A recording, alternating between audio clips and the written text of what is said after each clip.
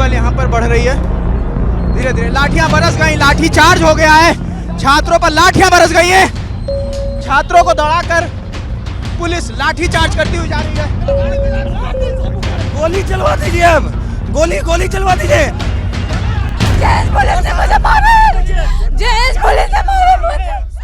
ये थी बिहार पुलिस। इनकी कभी शिक्षकों पर लाठी भांजते तस्वीर वायरल होती है तो कभी छात्रों पर। ताज़ा अध्याय है 25 दिसंबर का, जब बिहार पुलिस ने बीपीएससी के री एग्जाम की मांग करते स्टूडेंट्स पर लाठीचार्ज किया। दरअसल बिहार लोक सेवा आयोग यानी बीपीएससी अभ्यर्थी 17वीं प्रारंभिक परीक्षा रद्द करने की मांग को लेकर पटना में प्रदर्शन कर रहे हैं। छात्रों का कहना है कि परीक्षा का पेपर लीक हुआ है, इसलिए परीक्षा रद्द की जाए। छात्र दिन रात आयोग भवन के सामने ही डेरा डालकर बैठे हुए थे।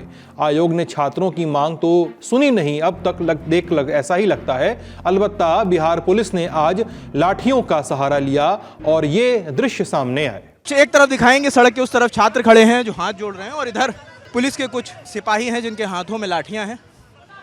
अब पुलिस बल यहाँ पर बढ़ रही है धीरे धीरे। लाठियां बरस गई, लाठी चार्ज हो गया है, छात्रों पर लाठियां बरस गई है। सर पर लग गई है क्या? महिला को कैसे मारा गया है? क्या हुआ है? आराम से। लड़की को लाठी पड़ गई है और इनका कहना है इनका हाथ टूट गया है। सुनते हैं छात्रों को जो पुलिस एक्शन पर सवाल उठा रहे हैं। आतंकवादी हम लोग, गोली चलवा दीजिए। आतंकवादी हम लोग, सब उग्रवादी है। गोली चलाओ।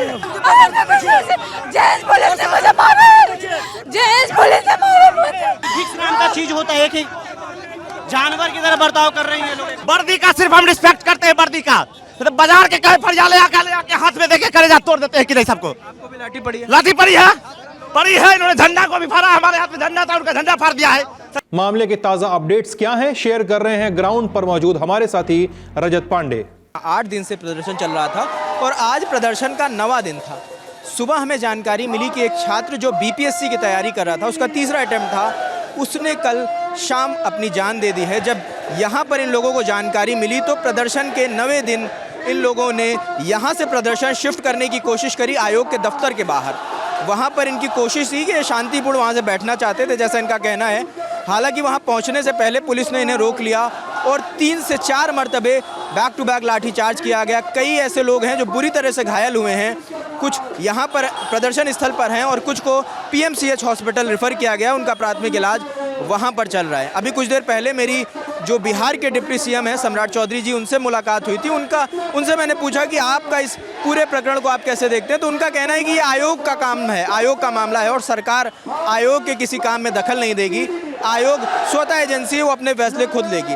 आयोग की तरफ से कल 26 तारीख को एक प्रेस कॉन्फ्रेंस होनी है। हम कोशिश करेंगे कि जो छात्रों के सवाल हैं वो प्रेस कॉन्फ्रेंस में पूछें और उनके जवाब छात्रों तक लाए जाएं। दरअसल 13 दिसंबर को बीपीएससी ने 17वीं सिविल सेवा में भर्ती के लिए परीक्षा आयोजित की थी। राज्य के 912 सेंटर के 4,75,000 अभ्यर्थियों ने एग्जाम दिया था। इनमें से एक सेंटर पर पेपर लीक के आरोप लगे। सेंटर था पटना का बापू एग्जाम सेंटर।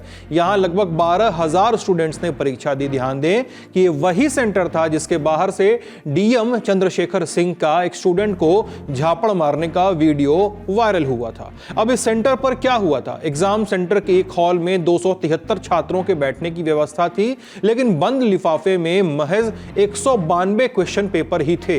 इसलिए एक्स्ट्रा क्वेश्चन पेपर की व्यवस्था करने में वक्त लगा। फिर छात्रों ने इल्जाम लगाया कि पेपर लीक हो गया है। बीपीएससी ने छात्रों की बात सुनी और कहा कि बापू एग्जाम सेंटर पर फिर से परीक्षा कराई जाएगी, लेकिन छात्र नहीं माने और पहुंच गए बीपीएससी। कहा कि पूरी परीक्षा रद्द की जानी चाहिए, केवल एक एग्जाम सेंटर की नहीं, और फिर से आयोजित किया जाना चाहिए। जिसके बाद हुआ ये प्रोटेस्ट, जिसके दृश्य जो है अभी आपने देखें। इस खबर में फिलहाल इतना ही। अब आपको बताते हैं आज के ललन टॉप शो का रनडाउन, जिसमें आज बात करेंगे मध्य प्रदेश की परिवहन पुलिस के आरक्षी सौरभ शर्मा। क्या जिक्र करेंगे, क्या करता था कि घर और कार में चांदी और सोने की सिल्लियां जमा किए हुए था, नोट रखे हुए था, नोट न सड़े, दीमक चूहे न चाट जाएं इसलिए केमिकल छिड़कता था। और किस नेता अधिकारी को हर साल 100 करोड़ की रिश्वत खिलाता था ये आदमी, जानेंगे इस खबर के के ब्यौरे, साथ ही बात करेंगे दिल्ली की। आम आदमी पार्टी ने 2 योजनाएं लॉन्च की। बहाना था चुनाव, लेकिन दिल्ली सरकार के अधीन काम करने वाले अधिकारियों ने ही इन योजनाओं में अड़ंगा लगा दिया। कहा कि ये धोखाधड़ी और बेईमानी है। क्या है ये पूरा मामला और सीएम आतिशी के अरेस्ट होने की बात क्यों की जा रही है, इस पर चर्चा करेंगे और साथ में होंगी दिन की जरूरी सुर्खियां। नमस्ते, हम हैं सिद्धांत और आप देखना शुरू कर चुके हैं Lallan top show. Brought to you by ITEL and Higher.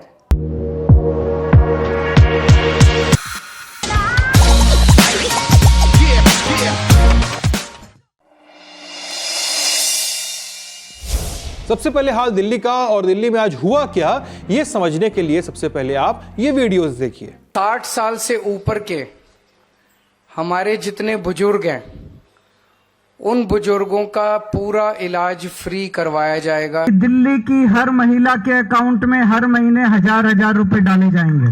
यह था आम आदमी पार्टी का शीर्ष नेतृत्व और ऐलान किया जा रहा था 2 स्कीमों का। स्कीम नंबर 1 संजीवनी योजना, यानी बुजुर्गों के लिए लाई गई स्कीम। 60 साल के ऊपर के हर व्यक्ति का दिल्ली के अस्पतालों में मुफ्त इलाज किया जाएगा। और स्कीम नंबर 2 महिला सम्मान योजना। 18 साल से ऊपर की हर महिला को हर महीने 1000 रुपए दिए जाएंगे।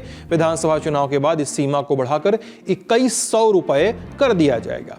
जाहिर है कि चुनाव के आसपास हुए इस ऐलान की राजनीतिक अहमियत थी। हाल फिलहाल हुए चुनावों का ट्रेंड देखें तो सरकार बनाने के लिए तमाम पार्टियों ने इस तरह के ऐलान किए, जहां महिलाओं, युवाओं और बुजुर्गों को हर महीने वित्तीय मदद दिए जाने का वादा हुआ। आम आदमी पार्टी का यह ऐलान भी उसी फहरिस्त का एक अध्याय था। पार्टी ने अपनी योजना का पक्कापन दिखाने के लिए वॉलंटियर्स के माध्यम से योजना वास्ते रजिस्ट्रेशन भी शुरू करा दिया। अब इस ऐलान पर राजनीतिक नूरा कुश्ती तो चल ही रही थी। आज 25 दिसंबर को अखबारों में छपी एक सरकारी नोटिस ने ध्यान खींचा। यह नोटिस आम आदमी पार्टी के ऐलान पर एक रेड फ्लैग उठाती दिखी। यह नोटिस दिल्ली सरकार के 2 विभागों द्वारा छपवाई गई थी। पहला विभाग स्वास्थ्य एवं परिवार कल्याण विभाग और दूसरा विभाग महिला एवं बाल विकास विभाग। इन दोनों विभागों ने जो नोटिस छपवाई उसमें भाषा कमोबेश एक ही थी, लेकिन फिर भी हम विभागवार ब्यौरे आपको बता देते हैं। सबसे पहले स्वास्थ्य एवं परिवार कल्याण विभाग की नोटिस का रुख करते हैं। विभाग के विशेष सचिव द्वारा अधोहस्ताक्षरित इस नोटिस में कहा गया कि दिल्ली के निवासियों के बीच संजीवनी योजना नाम की कथित योजना का प्रचार किया जा रहा है। इसके लिए राजनीतिक पार्टियों द्वारा फॉर्म भरवाकर रजिस्ट्रेशन भी कराया जा रहा है। इस रजिस्ट्रेशन में तमाम लोगों के फोन नंबर, आधार, पता और बैंक खाते की जानकारी ली जा रही है। कई लोग सरकारी अस्पताल और कार्यालय में जाने लगे हैं। फिर विभाग ने आगे लिखा है इस नोटिस में कि ऐसी कोई योजना अस्तित्व में है ही नहीं और न ही किसी व्यक्ति को स्वास्थ्य विभाग की ओर से अधिकृत किया गया है। ऐसे में रजिस्ट्रेशन कराना धोखाधड़ी के अंदर आएगा। लिहाजा लोग संजीवनी योजना के किसी वादे पर विश्वास न करें, ऐसा नोटिस में कहा गया। साथ में यह भी कहा गया कि किसी व्यक्ति को अपनी डिटेल न दें, न ही हस्ताक्षर करें और अंगूठा न लगाएं। आखिर में लिखा गया कि ऐसी बेईमान गतिविधियों से पैदा होने वाली किसी भी देनदारी या धोखाधड़ी के लिए विभाग जिम्मेदार नहीं होगा। अब रुक करते हैं महिला एवं बाल विकास विभाग की नोटिस का। इसे जारी किया है विभाग के संयुक्त निदेशक ने। इसमें कहा गया है कि एक राजनीतिक पार्टी दिल्ली की महिलाओं को मुख्यमंत्री महिला सम्मान योजना के तहत हर महीने 2100 रुपए देने का दावा कर रही है, जबकि दिल्ली सरकार की ऐसी कोई योजना अधिसूचित नहीं की गई है। अगर ऐसी योजना शुरू होती है तो विभाग द्वारा डिजिटल पोर्टल लॉन्च किया जाएगा ताकि ऑनलाइन अप्लाई किया जा सके। आगे कहा गया है नोटिस में कि यदि कोई राजनीतिक पार्टी या व्यक्ति योजना के नाम पर फॉर्म भरवा रहा है या डिटेल ले रहा है तो वो धोखाधड़ी कर रहा है।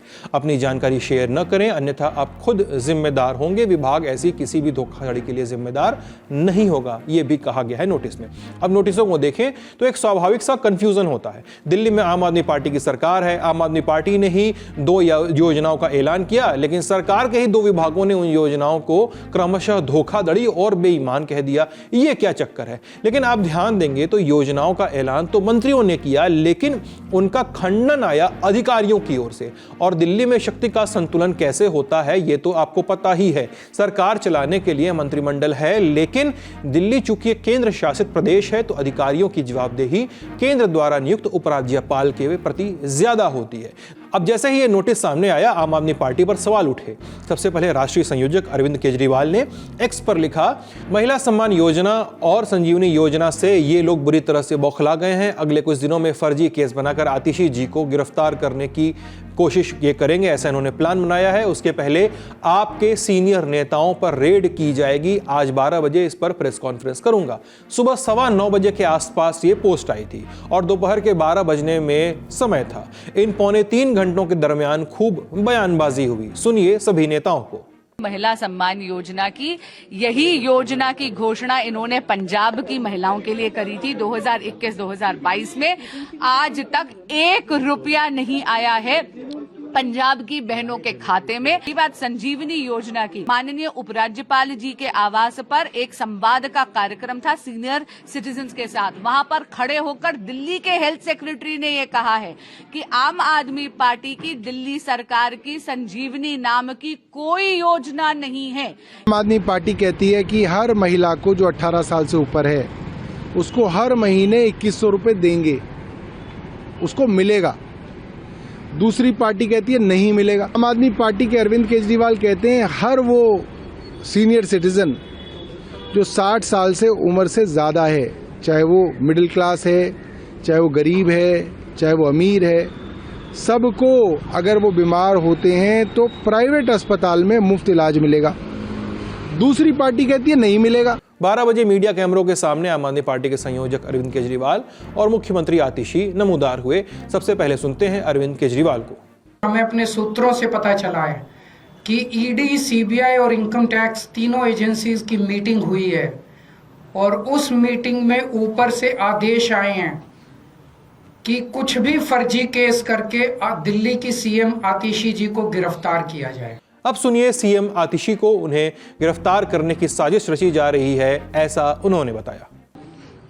अरविंद जी ने बताया कि हमें ये पुख्ता खबर मिली है कि ट्रांसपोर्ट डिपार्टमेंट के एक फर्जी केस के माध्यम से दिल्ली में महिलाओं की जो फ्री बस यात्रा चल रही है उसको रोकने के लिए एक फर्जी केस मेरे ऊपर करने का प्रयास किया जा रहा है। लेकिन हमने आज तक हमेशा ईमानदारी से काम किया है और ईमानदारी से काम करेंगे। लेकिन इन दो पक्षों के बीच कांग्रेस पार्टी भी अपने प्रयासों में जुटी हुई थी। विधानसभा चुनाव के मद्देनजर दिल्ली कांग्रेस ने आज मौका हर बार धोखा शीर्षक से चुनावी बुकलेट लॉन्च किया, निशाना आम आदमी पार्टी और भाजपा पर।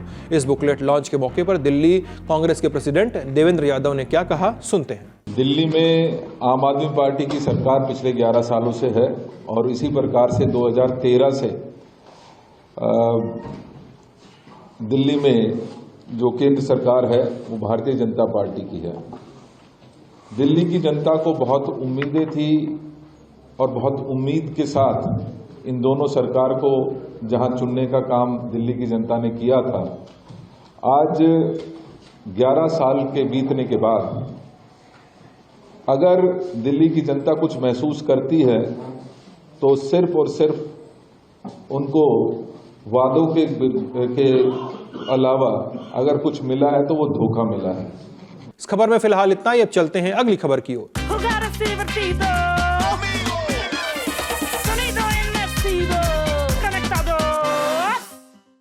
इस खबर में बात एक पुलिस कांस्टेबल सौरभ शर्मा के नाम से आप भली भांति परिचित अब तक शायद हो चुके होंगे, और नहीं हुए हैं तो परिचित कराने के लिए आपको एक कहानी सुनाते हैं। और कहानी की शुरुआत होती है 19 और 20 दिसंबर 2024 की दरमियानी रात से। इस रात भोपाल पुलिस और इनकम टैक्स विभाग को कुछ फोन आए। फोन पर कहा गया कि भोपाल से सटे मंडोरी के जंगल में एक टोयोटा इनोवा खड़ी है और इस कार में अकूत कैश पड़ा हुआ है। ये खबर मिलते ही पुलिस और आयकर विभाग की टीमें पहुंची। ढूंढने पर जंगल में इनोवा खड़ी मिली। Number MP07BA0050। कार अंदर से बंद थी, कोई व्यक्ति नहीं दिखाई दे रहा था, न कोई गतिविधि, लेकिन अंदर कैश होने की खबर थी। लिहाजा इनकम टैक्स वालों ने पुलिस की राइफल की बट से गाड़ी का शीशा तोड़ा और गेट खोला। गाड़ी की तलाशी ली गई और तलाशी के बाद जो बरामदगी दर्ज की गई वो देखकर अधिकारियों की आंखें फटी रह गई। 11 करोड़ रुपए कैश और सोने का वजन 52 किलो। व्याकरण में इसके लिए एक और व्याख्या थी, आधे क्विंटल से कहीं ज्यादा सोना। इतने सोने का मूल्य भी आंका गया करीब 40 करोड़ 47 लाख रुपए।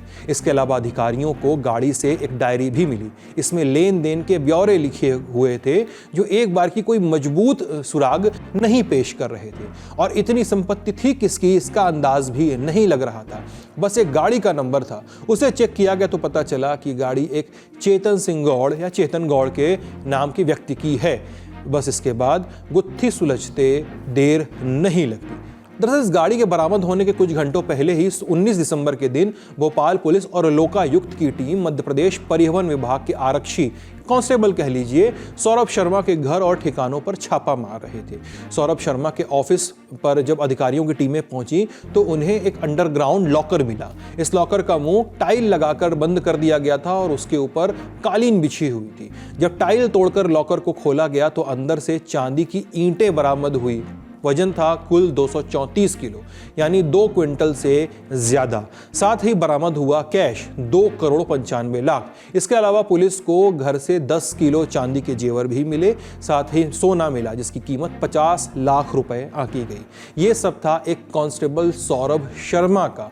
फिर कुछ ही देर बाद जब जंगलों में इनोवा कार से बरामदगी हुई तो पुलिस ने चेतन गौड़ के नाम के व्यक्ति से अपनी थ्योरी थोड़ी सेट करना शुरू किया। पुलिस ने चेतन सौरभ शर्मा का दोस्त था जो साल 2020 में ग्वालियर से भोपाल आया था सौरभ के बुलावे पर। फिर पुलिस ने चेतन गौड़ की धरपकड़ की, पूछताछ हुई। उसने बताया कि कार तो उसकी है लेकिन उसमें रखा सोना और कैश किसके हैं इसके बारे में उसे कोई जानकारी नहीं है। लेकिन उसने ये जरूर कहा था कि वो सौरभ शर्मा का दोस्त है।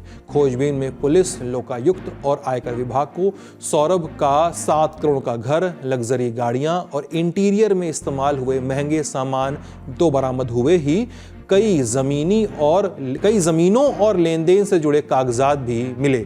सबका इशारा एक तरफ कि परिवहन विभाग का एक आरक्षी इतना कैसे कमा सकता है। अब सौरभ शर्मा की खोज शुरू हुई लेकिन पता चला कि वो भोपाल में क्या इंडिया में ही नहीं है और कहा गया कि वो इस समय दुबई में है। फिर सौरभ के खिलाफ आय से अधिक संपत्ति के मामले में मुकदमा लिखा गया। इसमें सौरभ की पत्नी, सौरभ की मां, सौरभ की साली समेत कुछ दोस्तों को भी नामजद किया गया है। सुनिए इस मामले की डिटेल शेयर करते अधिकारियों को। इसी जानकारी पे तो हम लोगों ने रेड मारा और उसकी विवेचना की जाएगी कि कहां से उसके पास इतना पैसा आया।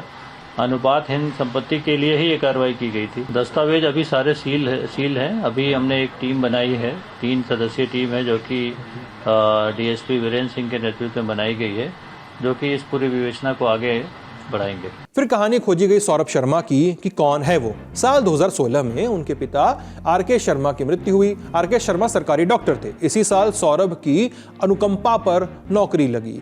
वैकेंसी और योग्यता के आधार पर उसे परिवहन विभाग में आरक्षी की पोस्ट मिली। खबरों के मुताबिक कुछ दिनों तक नौकरी हुई और नौकरी के बाद सौरभ ने आरटीए ऑफिस में अपनी पैठ बना ली। पैठ इतनी बनी कि सौरभ को टोल और नाकों पर पोस्टिंग मिलने लगी। ये सौरभ के लिए कोट अनकोट कमाई वाला अवसर था। उसने टोल पर एंट्री करने वाले वाहनों से कमाई शुरू की। ये कमाई इतनी की खबरें लिखी गई कि हर साल सौरभ शर्मा 100 करोड़ तक की कमाई ऊपर के लोगों तक पहुंचाता था। ये ऊपर कितना ऊपर जाता है इसकी अभी तक कोई जानकारी सामने नहीं आई है, लेकिन आनी चाहिए, पता चले किन की काली कमाई होती थी। बहरहाल कुछ ही सालों में सौरभ का रहन सहन बदल गया। आय से अधिक कमाई के सुराग दिखने लगे तो ये लोगों की आंखों में चुभा। सौरभ की शिकायत की गई, पूछा-पाछी बढ़ी तो सौरभ ने साल 2023 में नौकरी से इस्तीफा दे दिया और रियल एस्टेट और हॉस्पिटैलिटी के काम में लग गया।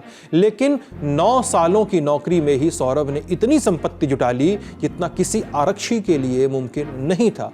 कैश इतना ज्यादा कि उसे मैनेज करना मुश्किल हो रहा था। इसलिए सौरभ ने 2 रास्ते निकाले। आज तक की खबर के मुताबिक सौरभ ने काम शुरू किया।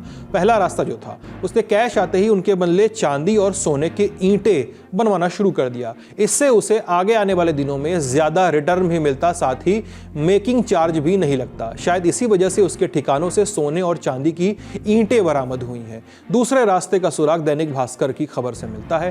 कैश को दीमक या चूहे न कुतर जाएं, इसके लिए सौरभ ने कैश पर बोरिक पाउडर छिड़कना शुरू कर दिया। वहीं सौरभ ने अपनी कथित काली कमाई को पत्नी, साली और मां के साथ साथ शरद जायसवाल और चेतन गौड़ के नाम पर भी निवेश किया। दिया। चेतन ने पूछताछ में बताया है कि सौरभ जहां कहता था चेतन वहां दस्तखत कर दिया करता था। लेकिन सौरभ के केस में कार्रवाई शुरू कैसे हुई? नवभारत टाइम्स की खबर के मुताबिक सौरभ के कारनामों के बाबत एक चिट्ठी केंद्रीय परिवहन मंत्री नितिन गडकरी को मिली थी साल 2022 में। उनके मंत्रालय ने जवाब में जो 16 जुलाई 2022 को मध्य प्रदेश के तत्कालीन मुख्य सचिव इकबाल सिंह बैस को एक लेटर लिखा। इस लेटर में उन्होंने लिखा था कि मध्य प्रदेश के आरटीओ अधिकारी एवं कर्मियों द्वारा चेक पोस्ट एंट्री के लिए बड़े पैमाने पर हो रही रिश्वतखोरी के बारे में इस निवेदन द्वारा विदित किया गया है। एंट्री चेक पोस्ट पर गाड़ी के सारे कागजात ठीक पाए जाने और गाड़ी अंडरलोड पाई जाने पर किसी प्रकार की एंट्री भरने का प्रावधान नहीं है, फिर भी ट्रक ड्राइवर्स एवं मालिकों को परेशान किया जाता है। नितिन गडकरी का ये लेटर राज्य के तत्कालीन सीएम शिवराज सिंह चौहान और परिवहन मंत्री गोविंद सिंह राजपूत को भी भेजा गया। ऐसा कहा जाता है कि इस लेटर के बाद परिवहन विभाग ने कार्रवाई के निर्देश दिए थे। जानकार कहते हैं कि नितिन गडकरी का लेटर सामने आने के बाद सौरभ शर्मा के खिलाफ जांच शुरू हुई थी। जांच के दौरान ही सौरभ शर्मा ने 2023 में अपनी सर्विस से इस्तीफा दे दिया था। विभागीय जांच होते हुए भी उसका इस्तीफा स्वीकार कर लिया गया था। इस मामले के सामने आने के बाद अब राजनीतिक बहसबाजी होने लगी है। सूबे के पूर्व सीएम और कांग्रेस सांसद दिग्विजय सिंह ने 24 दिसंबर को प्रधानमंत्री नरेंद्र मोदी को चिट्ठी लिखी। कहा कि सौरभ शर्मा का केस एक बड़ा ट्रांसपोर्ट घोटाला है जिसमें सूबे के तत्कालीन सीएम और तत्कालीन परिवहन मंत्री भी शामिल हो सकते हैं। और ये चिट्ठी सामने आई तो शुरू हुई राजनीतिक बहसबाजी। किसी विभाग में लाखों कर्मचारी होते हैं, किसने क्या किया है जांच का प्रश्न है, मुझे इससे क्या लेना देना। किसी भी स्थिति में हर स्तर पे हम भ्रष्टाचार के खिलाफ हैं। इस मामले पर और अपडेट शेयर कर रहे हैं ग्राउंड पर मौजूद साथी पत्रकार। यहाँ पे अगर आप देखें तो सामने फाइल में आप देखेंगे आरटीओ फाइल करके एक यहाँ पे ब्रोशर पड़ा हुआ। हालांकि इसके अंदर कुछ नहीं है, लेकिन वो आरटीओ फाइल लिखा है। इसका मतलब कहीं ना कहीं आरटीओ से जुड़े हुए जो कागजात हैं वो यहाँ पर मौजूद हैं। दूसरी तरफ लोकायुक्त का कहना है कि दरअसल भले ही सौरभ शर्मा का ये दफ्तर था, लेकिन ये जो संपत्ति है ये चेतन सिंह गौड़ के नाम से एक तरीके से पाई गई है। और यहाँ पे अगर आप देखें तो चेतन सिंह गौड़ मत्स्य ठेकेदार, इनके कई सारे यहाँ पे आपको कागज भी मिल जाएंगे और कई सारी चीजें यहाँ पे बिखरी पड़ी हुई हैं, जिसे इनकम जो लोकायुक्त की टीम है उसने खंगाला है। अब यहाँ पे गौर करने वाली बात यह है कि चेतन सिंह गौड़ ये वही शख्स है जिसकी इनोवा क्रिस्टा कार से पुलिस ने और इनकम टैक्स ने मिलकर के भोपाल के जो मेंडोरी जंगल है वहां से 52 किलो सोना और करीब 9 करोड़ 86 लाख रुपए कैश जब्त किया था। जगह पे हम मौजूद हैं, यहाँ पे आपको ऐसे काले रंग के ये जो बैग दिख रहे हैं, जो तस्वीरें लोकायुक्त की तरफ से सामने आई हैं उसमें इन्हीं काले रंग के जो बैग्स हैं उनके अंदर से कैश और चांदी की ईंटें निकलती हुई आपको दिखेंगी। लेकिन गौर करने वाली बात यह है कि इसी तरीके के बैग्स, ये काले कलर के जो बैग्स हैं, ये जो बैग्स हैं ये आप जो देख रहे हैं, इसी तरीके के बैग्स में जो इनोवा क्रिस्टा जो पकड़ी थी इनकम टैक्स और पुलिस ने मिलके, वो भी इसी तरीके के बैग्स से लदी हुई थी। ये आप तस्वीरों। ये खबर यहीं तक और अब सुर्खियां। पहले सुर्खी कुछ राज्यों के राज्यपालों से जुड़ी हुई। केंद्र सरकार ने 24 दिसंबर की शाम 3 राज्यों में नए राज्यपाल नियुक्त किए हैं। साथ ही 2 राज्यों में राज्यपालों की अदला बदली की है। 3 नए राज्यपालों में पूर्व गृह सचिव अजय कुमार भल्ला मणिपुर के राज्यपाल बनाए गए हैं। वहीं पूर्व सेना प्रमुख और पूर्व लोकसभा सांसद वीके सिंह को मिजोरम और डॉक्टर हरि बाबू कंभमपति को ओडिशा का राज्यपाल नियुक्त किया गया है। केरल के मौजूदा राज्यपाल आरिफ मोहम्मद खान को बिहार का राज्यपाल बनाया गया। वहीं बिहार के मौजूदा राज्यपाल राजेंद्र विश्वनाथ को केरल का राज्यपाल बनाया गया। इन 5 में जिस नेक नाम पर सबसे ज्यादा विस्तार से बात करेंगे वो है अजय कुमार भल्ला का नाम। अजय मणिपुर यानी एक ऐसे इलाके में जा रहे हैं जहां पिछले 1.5 साल से ज्यादा वक्त से जातीय हिंसा हो रही है। खबरों के मुताबिक मणिपुर में अब तक 237 से ज्यादा लोगों की मौत हुई है, 1500 से ज्यादा लोग जख्मी हुए हैं और 60,000 से भी ज्यादा लोग अपने घरों को छोड़कर रिलीफ कैंप्स में रह रहे हैं। यहाँ के राज्यपाल का पद संभालने जा रहे अजय भल्ला ने दिल्ली विश्वविद्यालय से बॉटनी में MSc किया है। ऑस्ट्रेलिया के क्वींसलैंड विश्वविद्यालय से MBA किया। उन्हें लंबा प्रशासनिक अनुभव है। वो मेघालय काडर के 1984 बैच के IAS अधिकारी रहे हैं, अब रिटायर हो चुके हैं। हैं और पूर्व गृह सचिव भी रहे हैं। सर्विस के दौरान केंद्र सरकार ने 4 बार उनका सेवा विस्तार किया था। अजय के अलावा दूसरा नाम है जनरल वीके सिंह रिटायर्ड का, जो मिजोरम के गवर्नर बने हैं। वो ऐसे पहले आर्मी चीफ रहे, खबरें बताती हैं कि जिन्होंने कमांडो ट्रेनिंग भी ली थी। 16 दिसंबर 1971 के भारत पाकिस्तान वॉर में वीके सिंह भी शामिल हुए थे। सेवा समाप्त होने के बाद वीके सिंह भाजपा के टिकट पर साल 2014 और 2019 में गाजियाबाद से लोकसभा सांसद चुने गए थे। वहीं डॉक्टर हरिबाबू कंभमपति ओडिशा के गवर्नर बने हैं। कंभमपति 2014 में विशाखापट्टनम लोकसभा सीट से सांसद रहे हैं। वो 2021 से अब तक मिजोरम के राज्यपाल हैं। इसके अलावा बिहार के राज्यपाल आरिफ मोहम्मद खान पूर्व केंद्रीय मंत्री थे। 2019 से अब तक वो केरल के राज्यपाल रहे। और आखिरी नाम है केरल के नए गवर्नर राजेंद्र विश्वनाथ का। राजेंद्र शुरुआत में राष्ट्रीय स्वयंसेवक संघ यानी RSS से जुड़े रहे। इसके बाद वो भाजपा में शामिल हुए। गोवा भाजपा के महासचिव और दक्षिण गोवा के अध्यक्ष रहे हैं। अब अगली सुर्खी, सुप्रीम कोर्ट ने प्रवर्तन निदेशालय यानी ईडी की ताकत को थोड़ा सा चेक करने का प्रयास किया है। कोर्ट ने कहा है कि ईडी के पास जो मोबाइल या लैपटॉप जब्त हैं वो उनसे डेटा एक्सेस नहीं कर सकती, न ही डेटा कॉपी कर सकती है।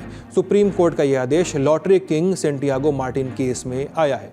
14 मार्च 2024 को सुप्रीम कोर्ट के आदेश के बाद चुनाव आयोग ने इलेक्टोरल बॉन्ड के जरिए चंदा लेने और देने वालों के नाम जारी किए थे। 763 पेज की पूरी लिस्ट में 1000 करोड़ से ज्यादा चंदा देने वालों के जब नाम खोजे गए तो बस एक ही नाम सामने आया। वो नाम था सेंटियागो मार्टिन का। सेंटियागो मार्टिन की company future gaming and hotel service private limited ने वित्त पोषण योजना के तहत 12 अप्रैल 2019 से 11 जनवरी 2024 के बीच 13.68 बिलियन के इलेक्टोरल बॉन्ड खरीदे। सरल भाषा में कहें तो पार्टियों को 1368 करोड़ रुपए का चंदा दिया। इसके अलावा मार्टिन पर साल 2008 में सिक्किम सरकार के साथ 4500 करोड़ रुपए की धोखाधड़ी करने का आरोप लगा। साल 2011 में लॉटरी के अवैध कारोबार के मामले में तमिलनाडु और कर्नाटक पुलिस ने मार्टिन की जांच की। साल 2013 में केरल पुलिस ने मार्टिन के ठिकानों पर छापेमारी की। साल 2015 में इनकम टैक्स डिपार्टमेंट में टैक्स चोरी मामले में मार्टिन के कई ठिकानों पर छापे मारे। साल 2016 में ईडी ने मनी लॉन्ड्रिंग के आरोप में मार्टिन के कई ठिकानों पर छापेमारी की। साल 2018 में सीबीआई ने भी कई राज्यों में मार्टिन के कार्यालयों पर तलाशी ली। साल 2022 में ईडी ने मार्टिन की कंपनी के खिलाफ कार्रवाई में 409 करोड़ रुपए की संपत्ति जब्त कर ली थी। आखिरी बार मई 2023 में ईडी ने मार्टिन पर कार्रवाई की थी, कथित रूप से सिक्किम सरकार को 900 करोड़ रुपए का नुकसान पहुंचाने के मामले में ईडी ने मार्टिन के 457 करोड़ रुपए जब्त किए थे। ईडी ने इस केस में जांच के लिए 6 राज्यों के 22 ठिकानों पर रेड मारी और मार्टिन के रिश्तेदारों और करीबियों के पास से कई तरह के इलेक्ट्रॉनिक उपकरणों को जब्त किया। इंडियन एक्सप्रेस की खबर के मुताबिक जस्टिस अभय एस ओका और जस्टिस पंकज मित्तल की बेंच ने इस मामले पर 2 पेज का आज आदेश दिया। इसमें कहा गया कि फ्यूचर गेमिंग केस की सुनवाई दूसरे मामलों के साथ की जाएगी। फ्यूचर गेमिंग ने अपनी याचिका में जिन 4 केस का जिक्र किया है उनमें अमेजन इंडिया के कर्मचारियों वाले मामले शामिल हैं। अमेजन इंडिया के इन कर्मचारियों ने ईडी की ओर से इलेक्ट्रॉनिक डिवाइस मांगने को चुनौती दी थी। वहीं दूसरा मामला न्यूज़ क्लिक का है, जिसमें याचिकाकर्ता ने सुप्रीम कोर्ट से मांग की है कि 2023 में दिल्ली पुलिस की ओर से जब्त किए गए लैपटॉप और फोन को लेकर गाइडलाइन जारी की जाए। याचिकाकर्ता ने अपनी याचिका में अपने संवैधानिक और मौलिक अधिकारों की रक्षा की मांग की है। निजता के अधिकार पर जोर दिया गया है। उन्होंने दलील दी कि पर्सनल डिजिटल डिवाइस में ऐसी जानकारियां होती हैं जो बेहद निजी होती हैं। इस पर सुप्रीम कोर्ट ने ईडी से कहा कि वो सेंटियागो मार्टिन के मोबाइल फोन और उनकी कंपनी के कर्मचारियों के इलेक्ट्रॉनिक उपकरणों से कोई भी डेटा एक्सेस या कॉपी न करें। जजों ने ईडी की तरफ से PMLA के तहत जारी किए गए समन पर भी रोक लगा दी है, क्योंकि उनमें संबंधित डिजिटल उपकरणों से स्टोर डेटा निकालने के लिए उसमें नामित लोगों की मौजूदगी की जरूरत होती है। आज का लल्लन टॉप शो यहीं तक। अपना ख्याल रखिए, स्वस्थ रहिए, मस्त रहिए, देखते रहिए लल्लन टॉप। आप सभी को क्रिसमस की बहुत बहुत शुभकामनाएं। Good night.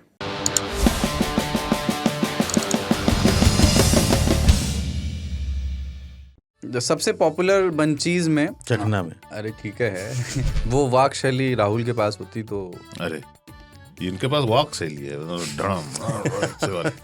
तेज तेज चलते हैं ना पूरा। आलू अंधेरे की औलाद। इतिहास में इसमें आंकड़े हैं और प्यू रिसर्च वगैरह भी है और NCRB का डेटा भी यही कहता है कि ज़्यादा चखना न पीने वालों ने ही खाया है। कई जगह लिखा होना चाहिए कि चखना वाले दोस्तों से कृपया बच के रहें। रोड रोलर बोलो तुम 10 बार। रोज रोलर, हाँ। रोज रोलर, रोज रोलर, रोज रोलर, रोज रोलर, रोज रोलर।